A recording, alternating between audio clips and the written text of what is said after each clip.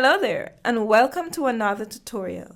I'm here to share this really awesome free resource for elementary school teachers. It's from toytheater.com, and it's a way for teachers to integrate games into their lessons, and it's especially useful for those of us who are teaching remotely. So I'm just going to go ahead and show you some of my favorites from this website. So let's look at math, for example. And as you can see from the header, there are lots of filters that you can click on to see further examples or activities. And these are games from games and assessments to virtual manipulatives and so forth. So I'm going to share some of my favorites with you. So in math, I am particularly fascinated with the addition scale, for example. So here you can maybe have your students go to this website and they can do these activities on their own, or if you're doing this through remote learning, maybe you can share your screen and then have the students or what the answers are for this particular activity, or you can put your students into breakout rooms and have them share their screen so that when you pop into the various breakout rooms, you can just maybe more or less see what they're doing. So for this activity, you can determine what you want the maximum number to be. And of course, you can increase this based on the levels that your students are at. So for example, if it's at the beginning of the year and it's kindergarten and they're now learning addition, for example, you can set it to 5 or to 10 or what have you. So in this example, I'll have it to the maximum of 10.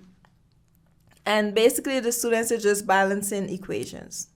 And it allows, here, this activity allows for like mental math. They can use manipulatives or what have you.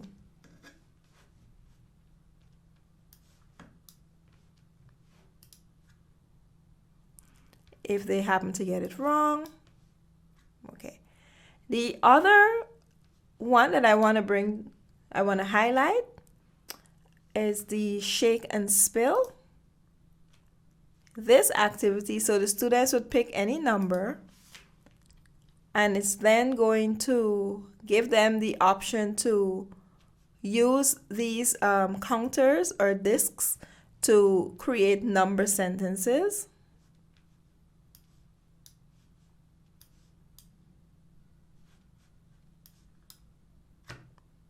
Okay, and they continue. Another one of my favorites is the bug catcher.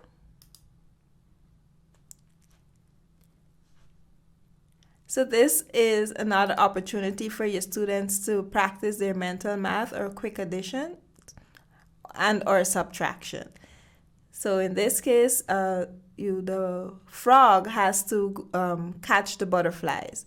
So it's on 4, so which of these number sentences will give you the answer of 4?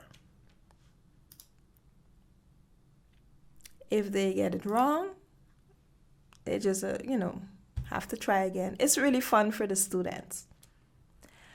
Next, the other area that I want to highlight is the teacher tools. And here you have virtual manipulatives. And I especially like the interactive clock, for example, if you're doing time.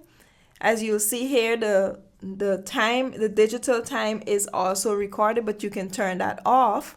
And so if you are having your students, you set a time and then have the students say what time that is. And one way that you can differentiate with this is, let's say you can have one set of students say what time this is as it is on the clock, and then maybe for your higher performing students you can have them do something like, what would be 15 minutes later, or what time was it 10 minutes ago, and things like that.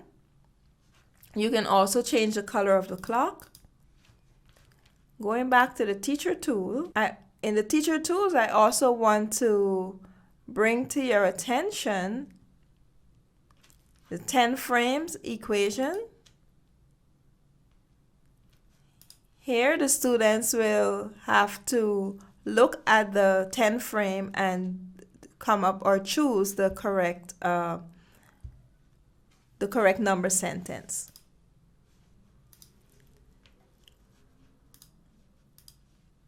And what I like about this one, for example, is you can have your students click on report when they're finished, and then maybe take a screenshot of this and send it to you as a teacher. And here you'll be able to see all of the equation and which ones they got correct and which ones they didn't.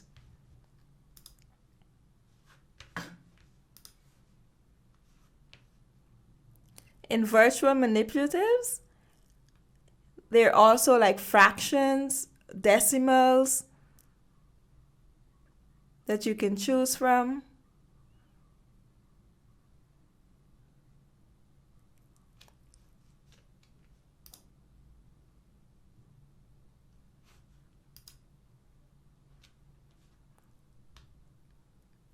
With this one, for example, the students are able, you can use this to maybe have your students have a visual representation of equivalent fractions.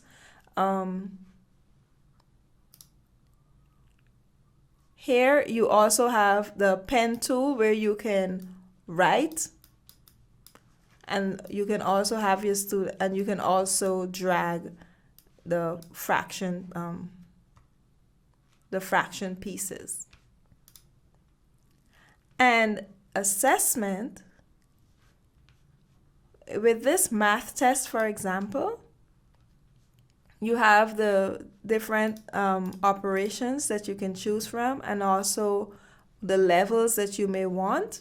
So let's say multiplication, for example, 1 to 9. And again, it's another speed test. The students click on it, they choose the answer. I'm just going to do random responses, some correct and some incorrect. Then when they click done, it's going to show them which ones they got correct. If it's not highlighted, it means that they got those wrong. And again, the students can also take a screenshot of this and send it to you if you'd like. So that's it. Again, toytheater.com. I hope that you find this resource useful. Thank you, and I'll see you in the next one.